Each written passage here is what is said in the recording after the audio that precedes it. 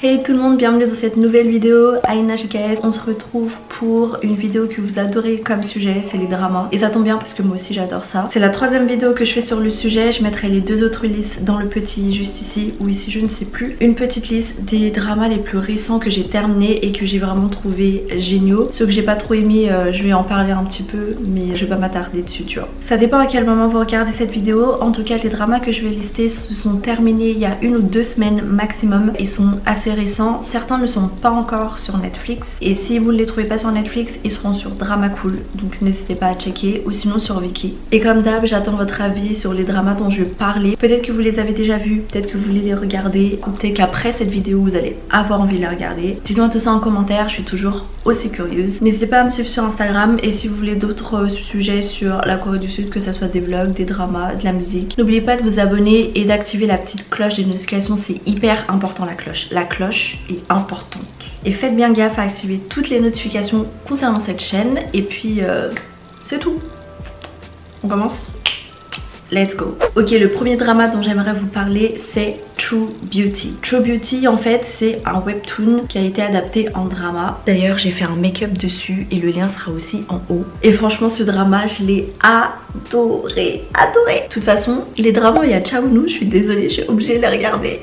C'est un drama qui parle de pas mal de sujets, le harcèlement scolaire, la beauté en Corée du Sud et ça touche aussi un petit peu le côté obscur de la K-pop. Si vous avez regardé mes anciennes vidéos, vous savez que être beau en Corée du Sud c'est vraiment genre un truc de ouf, tu vois. C'est l'histoire d'une meuf super moche, mais vraiment moche, un truc de ouf, qui se fait harceler à cause de son physique à l'école et puis elle découvre le monde du maquillage, donc elle commence à apprendre à se maquiller et elle arrive à se transformer en une déesse mais hyper belle de ouf et du coup ça devient son secret et du coup absolument personne ne doit savoir à quoi elle ressemble vraiment quand elle n'a pas son maquillage et je pense qu'on peut à peu près toutes se retrouver dedans, enfin en tout cas moi je me retrouve de ouf dedans parce que les commentaires du genre oh toi de toute façon sur ton make-up tu ressembles à rien, tu vois, genre on l'a entendu et re-entendu, donc vraiment ce drama il est trop bien.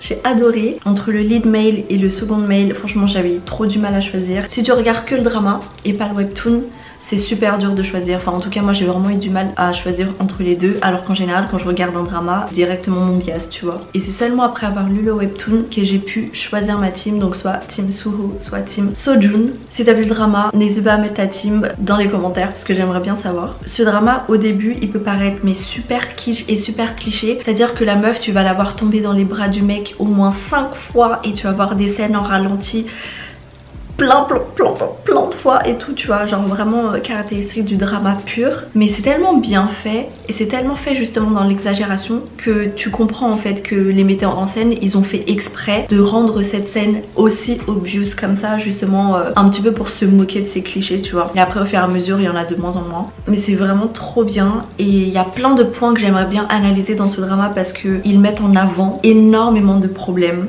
que ça soit à l'école, que ça soit dans la famille et que ça soit dans la société en général. J'aimerais bien mettre en lumière ces points, tu vois, dans une vidéo spécialisée, donc je pense que je vais le faire comme ce que j'ai fait pour Startup. En tout cas ce drama je vous conseille de le regarder parce qu'il est vraiment très bien et aussi de lire le webtoon qui a exactement le même titre parce que les histoires sont différentes et les perspectives sont différentes, mais ça se rejoint un petit peu. En tout cas ce drama est vraiment un bijou.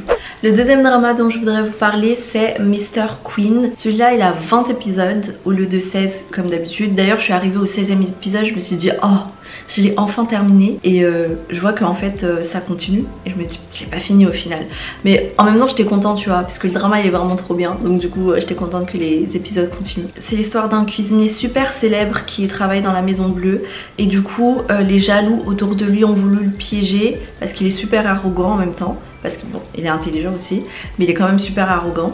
Les jaloux ont voulu le piéger, du coup il était obligé de s'enfuir de son travail parce qu'il était poursuivi par la police et tout. Et donc du coup en essayant de fuir, il tombe de 20 étages et atterrit dans une piscine et en rentrant dans la piscine en fait, il a vu une femme habillée en homebook comme à l'ancienne et quand il s'est réveillé dans le corps de cette femme, mais à l'ère de la Corée de Joseon, donc quand il y avait encore les rois et les reines, et donc le mec il a remonté le temps et il se retrouve dans cet univers mais totalement différent de d'habitude, tu vois. Mais comme il a appris les livres d'histoire, il sait comment est censée se terminer l'histoire de ce roi en question. Ce drama aussi il est vraiment trop bien. Déjà ce qui m'a vraiment fait rire c'est les différences de langage, parce que vu que lui c'est un mec moderne, il utilise plein de mots différents. Il utilise plein de mots comme par exemple du Konglish, et les autres petits vieux dans le royaume ils comprennent rien à ce qu'il raconte. Donc du coup déjà les différences de langage c'est super drôle.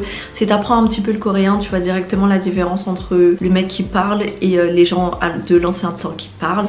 대체 누구신데? 나? 임금님 팬클럽이다. 왜? 왜? 뭐? 그런데 팬클럽은 무슨 뜻입니까? 순수한 마음으로 그 사람의 행복과 성공을 빌어주는 그런 고귀한 존재랄까? 소신 같은 거군요. 안티팬은요? 팬클럽보다 더 지대한 관심을 쏟는 그런 사람?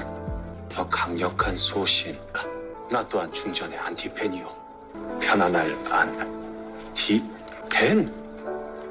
학문에 정진한다 차부와 여권을 갈 길이 멀구나. C'est vraiment des barres. Et ce que j'ai vraiment trouvé intéressant c'est que je pensais en fait à cette époque là que les rois ils pouvaient faire absolument tout ce qu'ils voulaient, mais au final tu te rends compte qu'il y a plein de jeux de pouvoir en fait au sein du royaume, et la manière dont c'est mis en scène, tu te rends compte qu'il y a plein de gens qui sont en fait juste des marionnettes, et il y a aussi des scènes d'action trop bien que moi j'adore personnellement et que je trouve encore plus majestueux avec leurs vêtements traditionnels de l'époque. Ouais, sinon c'est vraiment trop bien parce que le mec est vraiment trop intelligent, donc à chaque fois qu'il y a des plot twists tu te rends compte que c'est super bien réfléchi. Troisième drama, je pense que beaucoup d'entre vous ont déjà commencé à le regarder parce qu'il a un petit peu blow up sur Netflix dernièrement, c'est Demon Catcher. Demon Catcher, je m'attendais pas à aimer autant. Concrètement, aux autres dramas que j'ai mentionnés, il n'y a pas de romance du tout entre les personnages principaux, donc du coup c'est plutôt cool, ça change, et il y a beaucoup d'action aussi, c'est plus un drama côté action. C'est l'histoire d'un mec normal qui a eu un accident de voiture avec ses parents, et du coup ses parents sont décédés. À la suite de quelques mésaventures qui se passent entre temps, il apprend qu'en fait il y a des chasseurs de démons qui existent et qui essayent de chasser les démons et qui se battent contre le mal. La mission de ce mec c'est d'attraper les démons avec son équipe et de sortir le démon qui est rentré à l'intérieur de l'humain. Donc c'est assez science-fiction, magie un petit peu, mais franchement c'est super bien fait. Mais sinon l'histoire en soi elle est vraiment cool. Pareil, ça touche aussi le harcèlement scolaire, donc je pense vraiment que tout ce qui parle de harcèlement moral, scolaire et autres en Corée du Sud en ce moment c'est vraiment un truc, je vais pas dire en ce moment mais un petit peu quand même, parce qu'en général parler de ces choses là c'est jamais facile, et j'ai l'impression qu'en ce moment la parole commence à se libérer au max. Dans plein de dramas en ce moment tu retrouves ce sujet de harcèlement scolaire pour X ou Y raison, que ça soit la pauvreté ou ton apparence physique, et du coup je trouve ça bien que la parole commence à se libérer tu vois, parce qu'il faut en parler de ce genre de trucs. En tout cas les actions sont vraiment bien, il est pas mal triste aussi quand même, j'ai assez pleuré personnellement. De toute façon vous savez que moi je pleure à chaque fois qu'il y a des dramas. Qui ne pleure pas? Franchement, qui ne pleure pas quand il regarde des dramas? Que la personne me jette la première pierre. En tout cas vraiment, Demon Catcher les gars, il faut absolument le regarder. Quatrième drama, à votre avis c'est quoi? Sweet Home. Je crois qu'il s'est fini il y a déjà quelques temps par contre, donc désolée pour celui-là. Sweet Home c'est un drama un petit peu plus sur côté zombie. Est-ce qu'il y a la romance? Oui il y en a un petit peu, mais c'est pas le main point du drama, contrairement aux autres avec le lead et le second lead. Là il n'y a pas ça, c'est vraiment plus en mode survival. Non, en gros c'est un mec qui a déménagé, il est super jeune, et il a déménagé dans un quartier assez mal famé parce qu'il se retrouve dans un énorme immeuble avec des gens qui ont l'air d'être plutôt en difficulté et qui n'ont pas beaucoup de moyens, parce que à l'intérieur de l'immeuble c'est assez salubre, et du jour au lendemain ils se retrouvent tous enfermés dans cet immeuble et ils ne peuvent pas sortir et ils ne peuvent absolument pas avoir de contact avec l'extérieur. Et en essayant de sortir, il y a un truc bizarre, une tentacule qui a attrapé quelqu'un et qui l'a mangé. Après avoir vu ça, tous les gens de l'immeuble se sont rendus compte que dehors c'était en mode apocalypse de ouf, parce qu'il y avait des monstres et des démons, des gens en fait qui se sont transformés en démons par rapport à leurs défauts ou à leur avidité, etc. Genre plus t'as un mauvais caractère, plus tu te transformes en démon rapidement. Ils se sont rendus compte que dehors c'était juste le chaos, et donc ils attendaient à l'intérieur des messages de l'État pour savoir comment faire pour survivre, tu vois, en attendant que les secours arrivent. Et en attendant, les gens qui sont à l'intérieur de l'immeuble en fait se transforment petit à petit en démons, où il y en a qui ont réussi à rentrer, et à chaque fois en fait ils doivent se battre contre ceux-là pour protéger tous ceux qui sont restés plus haut ou plus bas pour qu'ils soient tous regroupés. Ce drama il est vraiment trop bien, il est assez spécial, et d'ailleurs je le kiffe parce que le mec qui joue dedans dans le personnage principal, c'est le mec qui a joué dans Love Alarm. Love Alarm qui va bientôt arriver d'ailleurs, saison 2, j'ai trop hâte, je suis déjà au bout de ma vie. Mais il est super différent dans ce drama et du coup j'adore voir des acteurs doués comme ça. Ils sont vraiment en mode survival et il y a une meuf en mode commando d'élite de ouf qui est vraiment trop bien. Concernant la fin, j'ai pas trop envie de vous raconter parce que je pense que vous allez le regarder ou sinon si vous l'avez déjà vu, parlons-en en commentaire. Mais la fin est quand même assez ambiguë. Je ne sais pas trop quoi en penser, j'ai l'impression que c'était planifié en même temps pas planifié. C'est un petit peu comme extracurricular, j'en ai parlé dans ma deuxième vidéo. Ouais, c'est un petit peu le même délire où la fin, tu comprends pas trop, tu te fais des suppositions, mais je trouve que c'est pas vraiment explicite. Donc si jamais vous l'avez regardé, dites-moi ce que vous avez pensé de la fin. Qu'est-ce que vous imaginez qui vont leur arriver par la suite? Parce que bon, je vous avoue que j'en ai vraiment aucune idée et j'étais vraiment super surprise de la fin. Et vu cette fin, je pense que pareil comme Love Alarm va avoir une saison 2. J'espère en tout cas, parce que Sweet Home c'est quand même vraiment le feu. Donc du coup si vous voulez regarder des dramas qui sont pas trop romance et qui sont un petit peu plus action, magie, science-fiction ou des trucs comme ça, regardez Demon Catcher, regardez Sweet Home, vous allez les kiffer. Alors j'ai essayé de faire une liste de 5 dramas à chaque fois, mais je vous avoue que c'était un petit peu compliqué de trouver le 5e drama qui était vraiment intéressant parce qu'en ce moment il y a Run On qui est en train de passer que je regarde, mais franchement j'ai du mal à accrocher. Je trouve que c'est super long, le début est vraiment trop long, je suis à la limite de décrocher. Enfin en vrai j'ai décroché et là je suis en train de regarder Hwarang parce que j'ai pas osé le regarder avant. Si vous l'avez aimé, dites-moi en commentaire, dites-moi si je dois continuer à le regarder jusqu'au bout ou pas, parce que là vraiment je me pose des questions parce que je trouve que c'est trop long pour un drama. Il y a des dramas qui sont longs mais celui-là il est vraiment trop. Donc je voulais un petit peu parler de celui-là pour vous dire que c'était un drama que j'ai pas trop apprécié. Et sinon un autre drama qui s'est terminé déjà il y a quelques temps mais que j'ai fini récemment aussi, c'est Record of Youth. J'ai pas trouvé hyper ouf et voilà, sinon il est bien quand même tu vois, mais je l'ai pas vraiment trouvé extraordinaire. Record of Youth c'est l'histoire d'une make-up artiste qui est fan d'un mannequin, pas encore très célèbre, justement pas célèbre du tout, dans la carrière n'arrive pas à décoller. Et ce mannequin en question, il travaille, il fait vraiment plein de petits boulots et il fait tout pour que sa carrière décolle et il essaie de bosser au maximum, mais on dirait que tout va contre lui. Finalement il est pris pour faire un défilé et pendant ce défilé il rencontre la meuf make-up artiste qui est grave fan de lui. La première fois qu'elle l'a vu, elle l'a directement reconnu et j'ai trop ressenti ce qu'elle aurait pu ressentir à ce moment-là si moi je rencontrais en fait mes artistes préférés dans ce contexte là, c'est-à-dire dans un contexte où je suis vraiment proche d'eux et que je peux échanger avec eux parce que je travaillerai avec eux tu vois. Et au début franchement quand il y avait tout ce genre de feeling, j'étais hyper excited parce que je comprenais grave la meuf tu vois, je comprenais grave l'excitement, je comprenais grave le fait qu'elle soit timide, qu'elle sache pas trop quoi dire, qu'elle sache pas trop comment amorcer le truc. Et puis petit à petit ils gardent contact, ils commencent à traîner ensemble, bref. Long story short, ils finissent par sortir ensemble et du coup sa carrière a vraiment décollé de ouf tu vois, il est devenu le mec à suivre du moment. Je crois que c'était à cause du fait qu'il soit trop busy, à cause des fans etc qui voulaient pas que leur oppa sorte avec une meuf et du coup bah ils ont fini par rompre. Et la vérité, à chaque fois que je vois ce genre de situation, que ça soit dans les webtoons que je lis, dans les dramas que je regarde, quand la meuf elle rompt avec le mec qu'elle aime à cause des fans, mais je suis au bout de ma life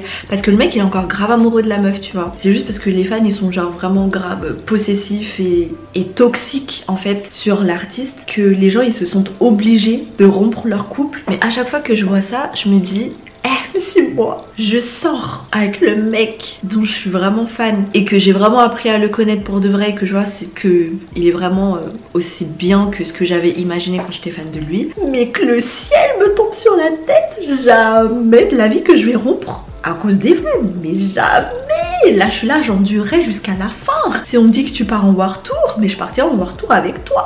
Et même si je suis loin, je suis pas en place VIP, y a pas de souci. Je suis là, je vais pas crier sur tous les toits qu'on sort ensemble, je m'en fous tu vois. Mais tant qu'on sort ensemble, je resterai avec toi. Tant que toi tu veux pas rompre avec moi, je ne romprai pas. Vous pourrez m'envoyer des lettres de menaces, de mort, de ce que vous voulez si jamais vous trouvez mon compte Facebook, parce que je sors avec le mec en question et j'en aurais rien à faire. Je serai toujours là, je vais pas répondre mais je serai toujours là. Et du coup à chaque fois que je vois des meufs détruire leur vie de couple à cause des gens de l'extérieur, franchement je comprends pas. Les gens, si vous êtes en couple et que vous sortez avec la personne que vous aimez et que cette personne vous aime aussi, les gens de l'extérieur ils ont beau parler, il n'y a pas moyen, genre rester ensemble en fait. Petit aparté personnel, vous avez compris. Ce fut une vidéo relativement courte, j'espère relativement intéressante et que ça va vous donner envie de regarder ces dramas. Si c'est des dramas que vous avez déjà vu ou que vous êtes en train de regarder, notamment True Beauty, s'il vous plaît dites-le moi en commentaire, dites-moi ce que vous en pensez. Je veux en discuter avec vous parce que entre drama lover. Comme une de mes abonnées m'a dit, il faut se supporter. Donc supportons-nous. True Beauty, vraiment j'ai envie de faire une analyse complète sur le drama en question. Il y a vraiment des scènes hyper percutantes que j'aimerais décortiquer un petit peu plus, rentrer en mode débat avec vous. Donc du coup, si ça vous intéresse, dites-le moi en commentaire. Je crois que c'est tout. Est-ce qu'on a tout dit? Ouais, je crois que j'ai tout dit. Alright guys, on se retrouve bientôt pour une nouvelle vidéo. N'oubliez pas de liker et de commenter, c'est hyper important pour moi. Et aussi de partager avec vos autres drama lovers si jamais parmi eux il y en a qui cherchent des dramas à voir. En tout cas, j'ai vraiment hâte de vous retrouver. Passez une excellente journée. Bye!